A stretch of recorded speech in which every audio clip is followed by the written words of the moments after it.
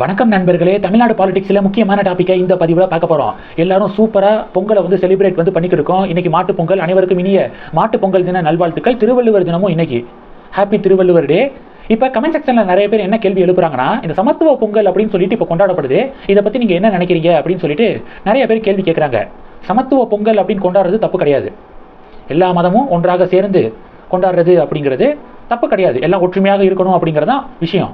ஆனா இந்த சமத்துவ பொங்கல் அப்படிங்கிற பேர்ல கொண்டாடப்படுறதுனால காலப்போக்கில் பொங்கல் அப்படிங்கிறதே நான் ரிலீஜியஸ் ஃபெஸ்டிவல் அப்படின்னு சொல்லிட்டு சொல்லிடுவாங்களோ அப்படிங்கிற பயம் இருக்கு. இப்பவே கமெண்ட் செக்ஷன்ல 2-3 பேர் என்ன தெரியுமா போடுறாங்க, சமூக வலைதளத்தில் என்ன பதிவு போடுறாங்கன்னா, பொங்கல் அப்படிங்கிறது ஹிந்து ஃபெஸ்டிவல் கிடையாது, நான் ரிலீஜியஸ் ஃபெஸ்டிவல் அப்படின்னு சொல்லிட்டு பொதுவான பண்டிகை எல்லாத்துக்கும் அப்படின்னு சில பேர் பதிவு போடுறது ஷாக்கிங்கா இருக்கு. அது எப்படி பொங்கல் ஹிந்து பண்டிகை இல்லாமல் இருக்கும்? பொங்கல் பண்டிகையுடைய தீம் என்ன? வெவ்வேறு பேர்களில் பொங்கல் செலிப்ரேட் செய்யப்படுது. நான் நேற்றே சொன்னேன்ல, லோகிரி அப்படிங்கிற பேரு, உத்தராயன் அப்படிங்கிற பேரு, மகர சங்கராந்தி அப்படிங்கிற பேரு, வெவ்வேறு பேர்களில் இந்தியா முழுவதும் கொண்டாடப்படுது.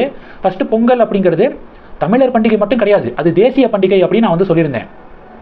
பொங்கலுடைய தீம் என்ன? சந்தானம் இருக்காருல்ல, நடிகர் சந்தானம், அவரு பொங்கல் வாழ்த்து சொல்லி ஒரு புகைப்படத்தை ஷேர் பண்ணியிருக்காரு. அந்த புகைப்படத்தை பார்த்தா உங்களுக்கு கண்டிப்பா தெரியும். சூரிய கடவுளை வணங்கும் விதமாக அவருடைய புகைப்படம் இருக்கு. அதுதான், அவ்வளவுதாங்க. பொங்கல் பண்டிகையுடைய தீமே இதுதான். அறுவடை செய்த தானியத்தை சூரியனுக்கு படைத்து வழிபடுவதுதான் பொங்கல் பண்டிகையுடைய தீம். சூரியனுக்கு படைச்சு வழிபாடு செய்யறது அப்படிங்கிறது எந்த மதத்துல இருக்கு? ஹிந்து மதத்துல இருக்கு. சூரிய கடவுள் அப்படிங்கிறதே ஹிந்து மதத்துல இருக்கு. மகாபாரதத்திலிருந்து நீங்க எந்த இதிகாசத்தை எடுத்து பார்த்தாலும் சூரிய கடவுள் அப்படின்னு சொல்லிட்டு சொல்லப்பட்டிருக்கோம். கர்ணன் அப்படிங்கிறது யாருக்கு பிறந்தது? சூரிய கடவுளுடைய மகன் தான் கர்ணன். மகாபாரதத்துல இருக்கு. அப்போ அந்த சூரிய கடவுளை வழிபாடு செய்யறது தான் இந்த பொங்கல் பண்டிகையுடைய சாராம்சம். பொங்கல் அப்ப நம்ம என்ன பண்ணுவோம்? பொங்கல் பானை இருக்கு பார்த்தீங்களா? பொங்கல் பானையில திருநீரெல்லாம் வச்சு மஞ்சள்லாம் கட்டி பொங்கல் வைப்போம். ஸோ அப்போ ஹிந்து மதத்தோடு சம்பந்தம் உடையது தான் பொங்கல் பண்டிகை. ஹிந்து மதத்தில் இருக்கக்கூடிய ஒரு விஷயம் தான் பொங்கல் பண்டிகை. சமத்துவ பொங்கல் அப்படின்னு கொண்டாடுறதுனால நான் ரிலீஜியஸ் ஃபெஸ்டிவலோ அப்படின்னு காலப்போக்கில் ஒரு பிம்பம் கட்டமைக்கப்படுவதற்கான வாய்ப்பு இருக்கு. பொங்கல் அப்ப என்ன நடக்கும்? ஜல்லிக்கட்டு நடக்குமா? அலங்காநல்லூர், அவனியாபுரம், பாலமேடு, சூரியூர் எல்லா பகுதிகளையும் நீங்க ஜல்லிக்கட்டை பார்க்க முடியுது. ஆயிரக்கணக்கான வருடங்களாக இந்த பொங்கல் செலிப்ரேஷன் அப்ப ஜல்லிக்கட்டு நடக்குது அப்படின்னு நிறைய எழுத்துக்களை நம்ம படிக்கிறோம்.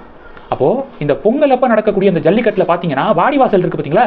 வாடிவாசலை மட்டும் நீங்க போய் செக் பண்ணி பாத்தீங்கன்னா ஹிந்து மதத்துடைய சிம்பிள்ஸ் அந்த வாடிவாசல்ல இருக்கும். இந்த அவனியாபுரம் ஜல்லிக்கட்டு வாடிவாசலை நீங்க பாருங்க, அலங்காநல்லூர் ஜல்லிக்கட்டு வாடிவாசலை பாருங்க. ஹிந்து கடவுள்கள், இந்து கடவுளுடைய சிம்பிள் இதெல்லாம் அந்த வாடிவாசல்ல பொறிக்கப்பட்டிருக்கும். அதனால பொங்கல் பண்டிகை அப்படிங்கிறது ஹிந்து மத பண்டிகை.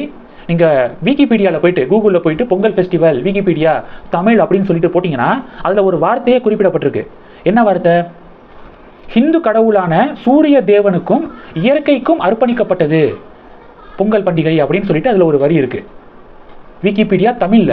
விக்கிபீடியா இங்கிலீஷை பொறுத்த வரைக்கும் பொங்கல் ஃபெஸ்டிவல் அப்படின்னு போட்டிங்கன்னா எடுத்தோனையே ஹிந்து ஹார்வெஸ்ட் ஃபெஸ்டிவல் அப்படின்னு சொல்லிட்டு தான் குறிப்பிடப்பட்டிருக்கு. அப்போ சமத்துவ பொங்கல் அப்படின்னு கொண்டாடுறது, எல்லாரும் ஒற்றுமையாக கொண்டாடுறது ரொம்ப சந்தோஷம் தான். ஆனால் சமத்துவ பொங்கல் அப்படின்னு சொல்லியே ஹிந்து பண்டிகை கிடையாது, நான் ரிலீஜியஸ் ஃபெஸ்டிவல் அப்படின்னு ஒரு பிம்பம் கட்டமைக்கப்படாமல் இருந்தால் சரி. ஒன்று. ரெண்டாவது பார்த்தீங்க அப்படின்னா, அப்படி பொங்கல் பண்டிகையை சமத்துவ பொங்கல் அப்படின்னு கொண்டாடும் போது சில சென்டிமெண்ட்ஸை ஹர்ட் பண்ணிடக்கூடாது. ஹிந்து மத பண்டிகை பொங்கல்னு சொல்லிட்டேன். எப்படி நம்ம பொங்கல் செலிப்ரேட் பண்ணுவோம்? வெறும் காலணி எதுவும் அணியாமல் பொங்கலில் பொங்கல் வைப்போம். பொங்கல் பானையில் வெல்லம், பச்சரிசி இதெல்லாம் போடுவோம். காலணி அணிந்து கொள்ள மாட்டோம். அப்போ அது மாதிரி எல்லாரும் ஃபாலோ பண்ணணும். சமத்துவ பொங்கல் அப்படிங்கிற பேரில் காலணி போட்டுட்டு பொங்கல் வைக்கிறது, பொங்கல் பானை பக்கத்தில் நிற்கிறது. ஸோ இது மாதிரி பண்ணுறதுனால சென்டிமெண்ட்ஸ், ஹிந்து மக்களுடைய சென்டிமெண்ட்ஸை ஹர்ட் பண்ணுற மாதிரி இருக்குது. அப்போது ஒன்று, சமத்துவ பொங்கல் அப்படின்னு கொண்டாடுறது சரிதான். அப்படி கொண்டாடுறதுனால நான் ரிலீஜியஸ் ஃபெஸ்டிவல் அப்படின்னு சொல்லிட்டு பொங்கலுக்கு ஒரு லேபிள் ஒட்டிடக்கூடாது. ஒன்று. ரெண்டாவது, ஹிந்து மக்களுடைய சென்டிமெண்ட்ஸை ஹர்ட் பண்ணாமல் பொங்கல் கொண்டாடணும். ஸோ இதெல்லாம் இருக்கக்கூடிய எதிர்பார்ப்புகள். நேற்றுலேருந்து சில பேர் பொங்கல் ஹிந்து மத பண்டிகை கிடையாது அப்படின்னு சில பேர் பதிவு போட, அதுக்கு பாஜகவினர் கடும் எதிர்ப்பை தெரிவிக்கிறாங்க. சமூக வலைதளத்தில் இந்த டிபேட்டும் ஒரு பக்கம் நடக்குது. இந்த டாப்பிக்கை பற்றி உங்களுடைய பார்வைகளை மறக்காம கமெண்ட் பண்ணுங்க. சமத்துவ பொங்கல் குறித்து உங்களுடைய பார்வைகள் என்ன? மறக்காம கமெண்ட் செக்ஷன்ல உங்களுடைய கருத்துக்களை நீங்க பதிவிடலாம். நம்ம சேனலுக்கு சப்போர்ட் பண்ணணும் அப்படின்னு ஆசைப்பட்டீங்கன்னா, நான் பேசக்கூடிய வீடியோக்கு கீழே நன்றி அப்படிங்கிற ஆப்ஷன் இருக்கு. அதை கிளிக் பண்ணி உங்களால் முடிந்த தொகையை சேனல் வளர்ச்சிக்காக கொடுத்து உதவி செய்யலாம். இல்லை ஜாயின் பட்டனை கிளிக் பண்ணி நம்ம சேனலுக்கு மெம்பரா ஆகலாம். நன்றி. ஜெய் ஹிந்த்.